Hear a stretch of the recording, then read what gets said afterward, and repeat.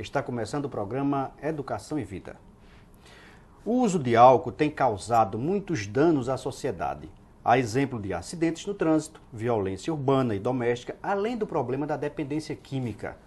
No programa de hoje, vamos falar sobre a importância das políticas públicas para o controle do álcool, como uma questão social. Nosso entrevistado é o professor da Unidade de Pesquisa em Álcool e Drogas, UNIADE, da Universidade Federal de São Paulo, o professor Lucas Santoro Gomes. Ele fez mestrado nessa área em uma universidade da Inglaterra. Professor Lucas, é um prazer tê-lo aqui no nosso programa. Como está você? Muito bem, obrigado. É um prazer estar aqui com vocês também. Professor, nós queremos começar o nosso programa falando sobre a importância que tem as políticas públicas de controle do álcool para o nosso país nesse momento. Certo. Como é que o senhor vê essa questão?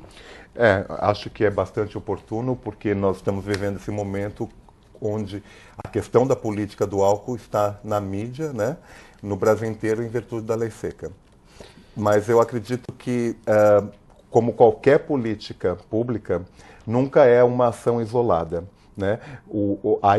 A eficácia e a efetividade de qualquer ação que possa mudar comportamento e mudar percepção, né? Como, por exemplo, o álcool como um produto que não é um produto qualquer, mas é um produto que causa sérios danos para a sociedade, né?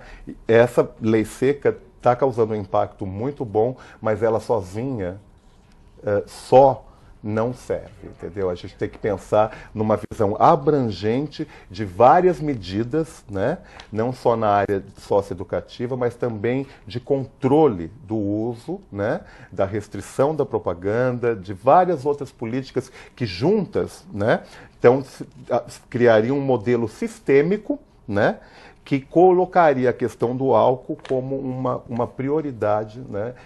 Não só em questões de saúde, né? Mas em questões socioambientais, em questões de trabalho com adolescentes, entendeu? Problema da família, quer dizer, todo um universo, né, que é afetado, porque a história diz que, por um caminho muito longo, que sempre a gente vê o álcool como sendo um problema daquele que bebe somente. E não é, né? O álcool afeta não só a pessoa que bebe, mas afeta os seus entes queridos, afeta a comunidade, afeta a sociedade, causa custos, né, para o Estado, enfim. A situação é muito maior. Então, uma política só, né, não faz verão. Então a gente precisa pensar numa articulação muito grande com várias políticas que a gente sabe que tem efetividade. Pois é, professor, a política pública no nosso país terminou sendo apenas essa lei 11.275, que é a chamada, a propalada lei seca. Professor Lucas, quais são outras questões mais imediatas, até para dar sustentação a essa política? O senhor acha que a questão do bafômetro realmente vai pegar, né? Vai haver a fiscalização? Como é que o senhor analisa isso? Acho que você falou a palavra certa, Crisvaldo, é a questão da fiscalização, né? Eu espero que sim, porque nós já estamos vendo resultados rápidos, consistentes e de impacto, né? Mas, como eu disse, a gente não pode só se basear na questão do bafômetro. Beber e dirigir é uma questão muito importante, mas existem outras questões que a gente tem que levar em consideração. Então, por exemplo, nós temos que pensar na disponibilidade física do álcool, na regulamentação dos pontos de venda. Nós temos que pensar também numa questão seríssima, que acho que a gente esquece, que é, em termos de fiscalização, né, a venda de álcool para menores de idade. Né? Então, são várias coisas que juntas fazem uma política pública do álcool, né, que vai ter muito mais sustentação e que vai ajudar essa tal de lei seca, que a gente até estava conversando antes, que o nome é um pouco exagerado, né, porque não somos contra. A imprensa adotou uma semântica que, ao meu ver, é contraditória, porque não seria lei seca, proibiria a produção, a comercialização e o consumo. Mas não há proibição disso, né? Apenas há uma coibição entre o beber associado ao dirigir. Na verdade, existe modismos, né? Existe o que é até uma expressão inglesa que eles falam na mídia que é sound bites, né? Quer dizer, então é bom usar um verbete que dê um alarde total, né? Porque já foi usado antes, inclusive, a lei seca. Agora estão usando para a questão do beber e dirigir, com a diminuição, né, do CAS, da concentração de álcool no sangue para 0,2, mas a gente já falava de lei seca quando houve aquelas políticas que começaram em Diadema com o fechamento dos bares a partir das 11 horas da noite. O que também é errado, porque a política pública de álcool não é dizer não beba. Não, é dizer assim, o álcool não é um produto qualquer, o álcool é um produto que causa danos gravíssimos para a sociedade, para o indivíduo, entendeu? E para um país, para uma nação e para o mundo. Então a gente tem que pensar nisso. Agora, lei seca, isso a gente teria que lembrar lá do Al Capone, não é a questão. Ninguém está falando aqui não beba. Lei seca, né? Lembra os Estados Unidos em 1920, que não deu certo. Os gangsters, né? A gente está falando de outra coisa aqui. Professor, eu pego a sua deixa para falar da questão do álcool como produto. O álcool não é um produto comum. Essa mídia para aumentar o consumo de álcool é errado.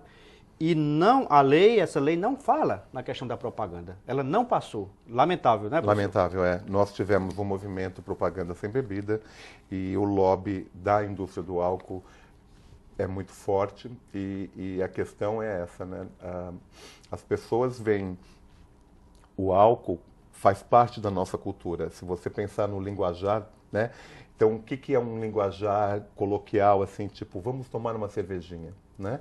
Então, é da nossa cultura e da cultura do mundo, não só ocidental, acho que de muitas culturas por aí. Só que acontece o seguinte, a propaganda, o argumento da Ambev diz que não é para aliciar novos consumidores, que a propaganda nunca é voltada para o jovem, mas somente para a fixação da marca.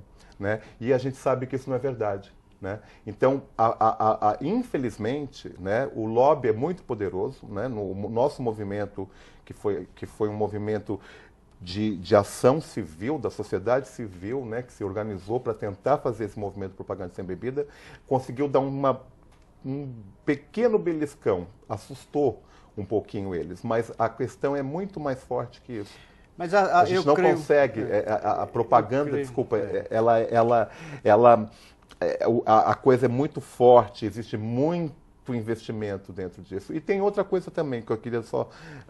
A gente fala muito da mídia, da propaganda, né? Mas mesmo se abolirem, como seria naquele projeto que nós estávamos pleiteando, aonde iria fazer equivaler o consumo do Gay-Lussac, né, do índice de álcool nas bebidas destiladas, né, e nas bebidas fermentadas. Então ia fazer com que a cerveja também fosse proibida, da mesma forma que os destilados, na veiculação na mídia a partir das 9 horas da noite. Mesmo assim, a gente sabe que existe patrocínio de eventos, né? Os Jogos Pan-Americanos que nós tivemos no Brasil foi patrocinado pela indústria do álcool, né? Nossa entidade tentou botar uma barraquinha lá para fazer uma contraposição, falar, olha, existe álcool aqui que está sendo patrocinado num evento de esportes, então vamos prestar atenção, vamos pensar o que isso significa. Não deixaram. E tem uma coisa chamada eventos, quer dizer, mesmo se abolirem a propaganda, entendeu? A questão da veiculação da marca, a questão da propaganda, vai existir de outras formas, entendeu? Então é muito forte o negócio. A luta é um pouco inglória, né? Tentar aumentar a venda de um produto tóxico é um crime, principalmente contra a juventude. Professor, nós vamos fazer um rápido intervalo e voltamos em um instante. Aguardem.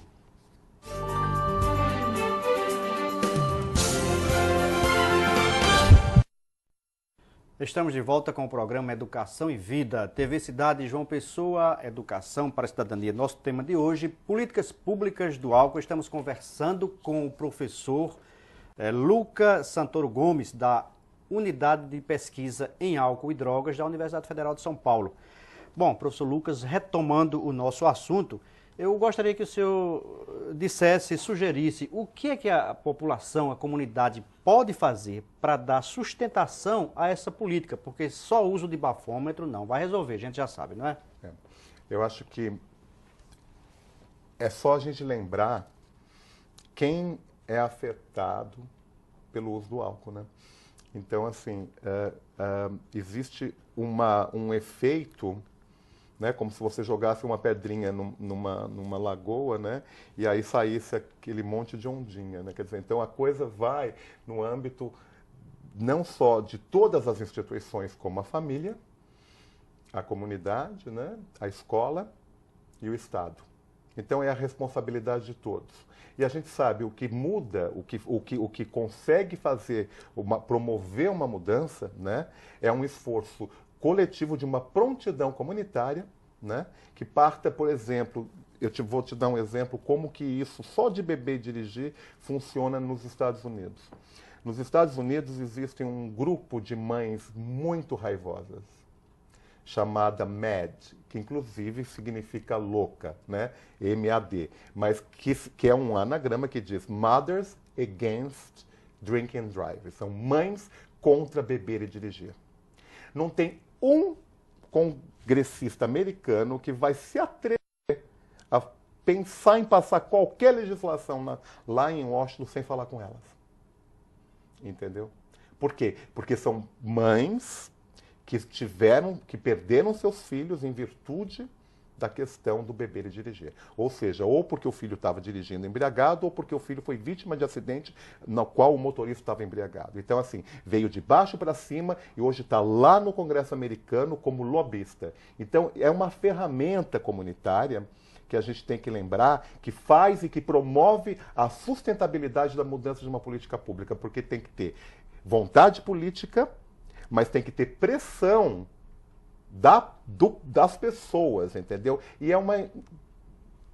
Eu vou chamar de infelicidade que na área da dependência química a gente ainda não conseguiu, né, unir essas forças. Então existe muita gente compromissada, né? As pessoas que estão envolvidas em projetos de prevenção e tratamento, mas eu acho que devia ir além.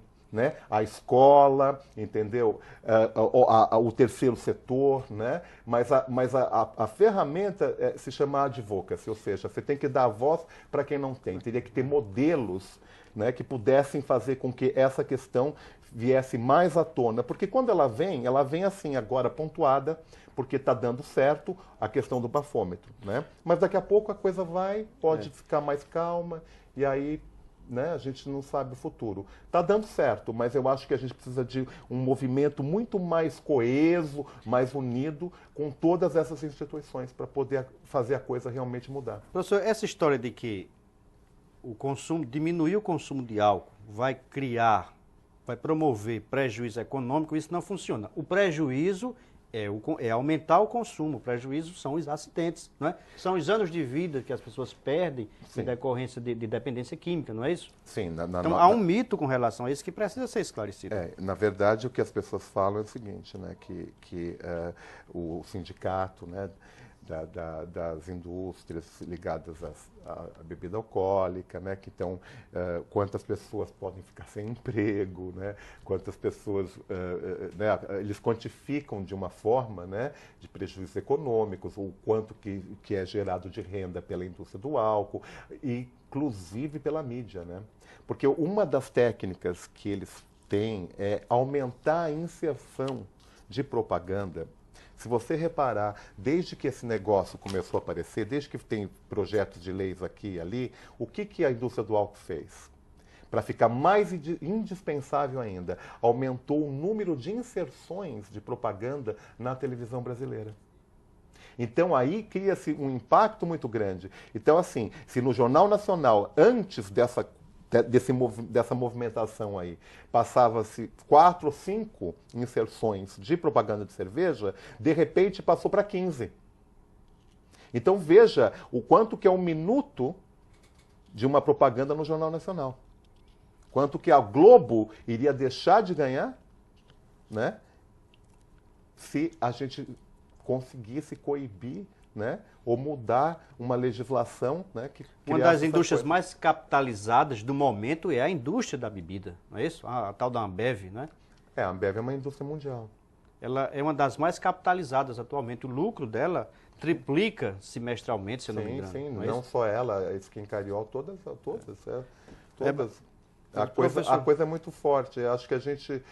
sabe o que falta? Falta modelagem.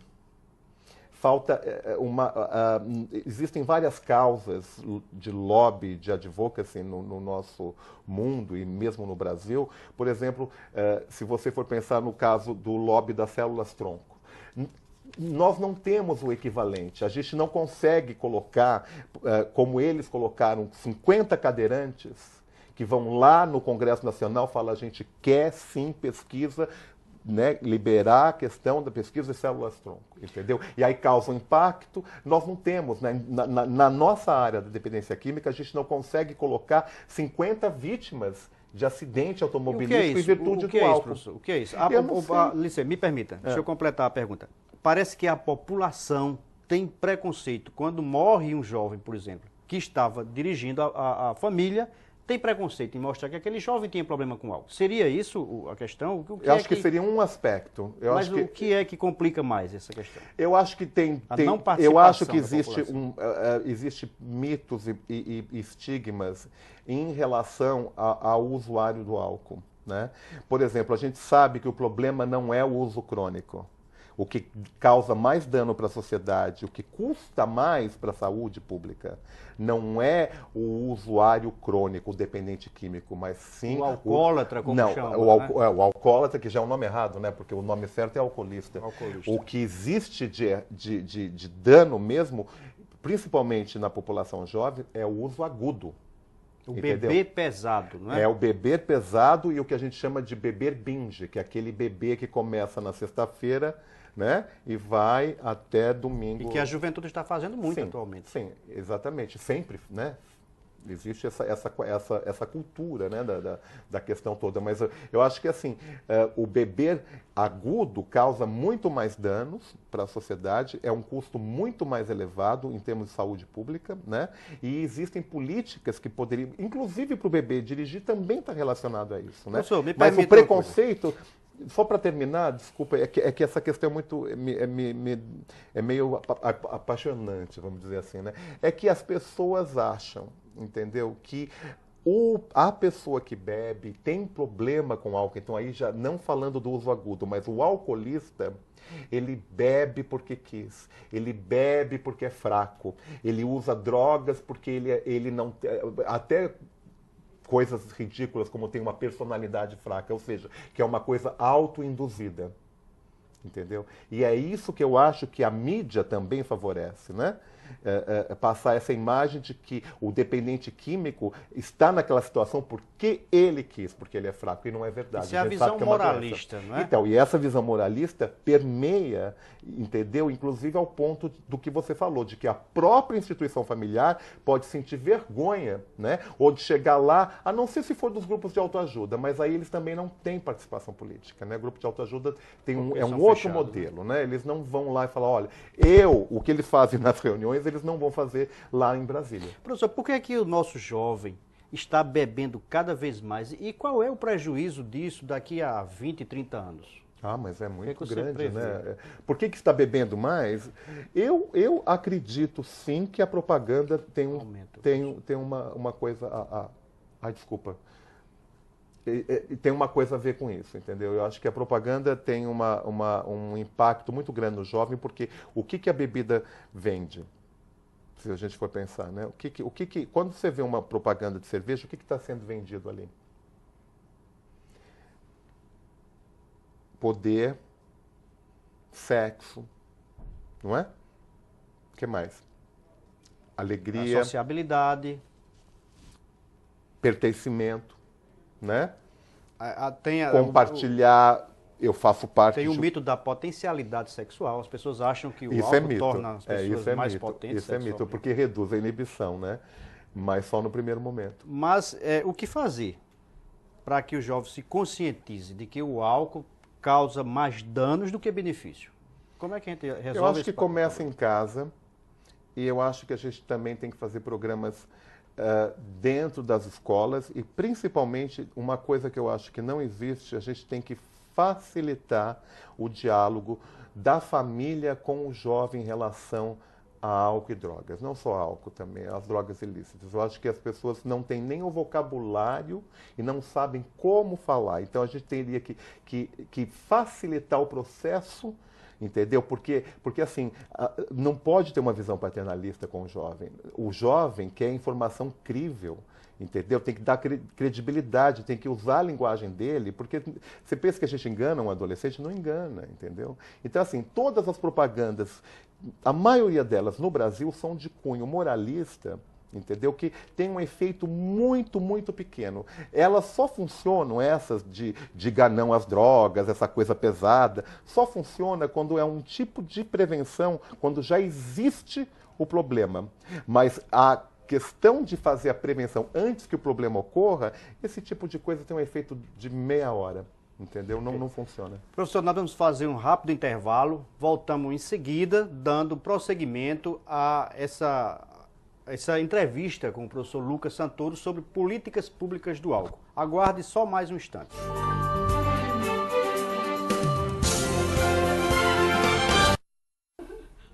Estamos de volta com o programa Educação e Vida, TV Cidade João Pessoa, Educação para a Cidadania. Nosso tema de hoje, políticas públicas para controle do álcool. Nosso convidado, professor Lucas Santoro Gomes, da Unidade de Pesquisa em Álcool e Drogas da Universidade Federal de São Paulo. Professor Lucas, retomando a nossa conversa agora nesse nosso terceiro bloco, qual é a nossa situação em termos de país com relação à formação de recursos humanos nessa área? Parece que é bem precário, né? O senhor teve uma experiência na Inglaterra, o senhor morou lá há muitos anos, fez mestrado lá nessa área. Eu queria até que o senhor fizesse uma comparação. Qual é a nossa situação hoje com relação ao mundo desenvolvido, com relação a essa formação, não é? Tá. Eu acho que, primeiro de tudo, é o dinheiro, né? Existe, por exemplo, na Inglaterra, a política nacional do Reino Unido, que já vem sendo desenvolvida nos últimos 10 anos, ela é constantemente monitorada e avaliada, e ela vai mudando, entendeu? Então, assim, existe um empenho, um esforço, porque é o reconhecimento dos danos causados naquela sociedade também pelo uso abusivo do álcool e das drogas, né? Que é uma questão de saúde pública, mas que na Inglaterra é financiada pelo Ministério do Interior. Exatamente porque os danos que eles mais associam lá é exatamente a questão da violência, né? Do uso ilegal, do custo que dá de prender, de levar para a delegacia, de passar pela corte, pelos tribunais, entendeu? Então, assim, quem paga tratamento e trabalho de prevenção é o Ministério do Interior, que cuida dessa questão, né? Então, assim, a Inglaterra tem um trabalho muito forte na área também de capacitação e de controle do profissional. Ou seja, existe graduações. Você, por exemplo, vamos dar um exemplo básico. Você é da saúde e você trabalha num pronto-socorro. Você é um técnico em enfermagem. Para você trabalhar em qualquer pronto-socorro do Reino Unido, como técnico de enfermagem, você é obrigado a ter o nível 1 de uma graduação em dependência química, como condição para você poder trabalhar num lugar aonde provavelmente vão chegar pessoas intoxicadas por alguma substância. Profissional da área de saúde tem que ter capacitação. E aí vai por nível. E vai educadores? Nível 1, nível 2, nível 3. Educadores também. Também. Então, assim, é uma coisa que é obrigatória. E outra coisa que tem lá, que nós não temos aqui, existe o que eles chamam de Agência Nacional de Tratamento para Dependência Química. Então, é um órgão regulador, né? E de fiscalização, né? E também de modelos de implantação, de modelos de prevenção e tratamento para todas as organizações que estão envolvidas nessa questão, direta ou indiretamente. Então, eles controlam, educam, capacitam e legitimam também iniciativas, né? Retomando a nossa questão aqui no Brasil. Olha, nós temos a Lei Nacional Antidrogas, né, que no capítulo da prevenção diz que as escolas são obrigadas a ter projeto de prevenção, né, fazer a prevenção através de projetos ou nos currículos, né, como tema transversal. A mesma lei diz que as universidades precisam capacitar profissionais, formar professores, né, nessa área, capacitar os professores. Nada acontece, são raras as iniciativas nessa área, só quando é mais voluntária. O que é, professor, que dificulta isso? Né? E qual é a consequência disso tudo, né, da falta de interesse nessa área? Eu acho que o que dificulta é porque nós temos um país onde todas as leis, quando estão no papel, são maravilhosas. Nós temos o Estatuto da Criança e do Adolescente, é uma maravilha, né? Assim, no papel, tudo nesse país é lindo. Agora, transformar o que está no papel em realidade, aí já, né, a conversa é outra. Né? Então, nós temos muita dificuldade de capacitar profissionais na área da educação. E outra coisa também, tem muita gente que confunde, né? Implantação de políticas de álcool e droga, por exemplo, nas empresas, muitas vezes é a boa vontade de um assistente social. Então você vai, por exemplo, ver ali numa empresa tal, fala, olha, nós temos um programa, está incluído dentro de programa de qualidade de vida, né? Porque você também nunca pode entrar com álcool e droga direto. Né? Porque tem também resistência, né? Por causa desse estigma que a gente já conversou. Então, o que vai acontecer? Vai ser a boa vontade de uma pessoa do RH, a boa vontade, ou por experiência pessoal, ou porque abraçou a causa, de uma assistente social, de uma psicóloga. Essa pessoa sai, o projeto, aquele trabalho desmorona. Mas nós estamos vendo mudança, por exemplo. Agora, a grande mudança, falando de empresa, é na aviação. Porque você sabe, né? Só uma companhia aérea, né, tem projeto de pesquisa e implantação de política. E você vê uma questão tão simples como quantas profissões de risco, né, existem dentro do sistema de aviação nesse país, né, onde se a pessoa estiver intoxicada pode causar um dano, né, uma coisa... Professor, nosso programa está chegando ao fim. Eu gostaria que o senhor aproveitasse esses últimos momentos para falar sobre a importância da prevenção, né? E se existe uma linha que o senhor orienta, né? Onde é mais adequado se fazer prevenção? Eu acho que prevenção faz parte de uma coisa maior chamada promoção de saúde.